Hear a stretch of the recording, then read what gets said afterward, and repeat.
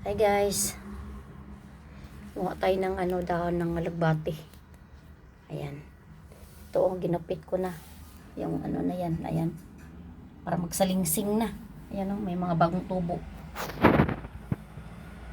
Ito. Kuha ko ngayon. Ang lapad ng mga dahon. Ayan ginapit ko. Dami. Yan, kunin natin yan. Yan.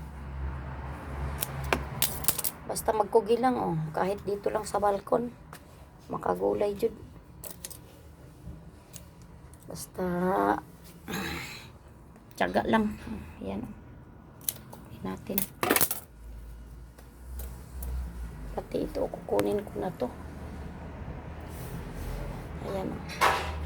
Bukitin natin.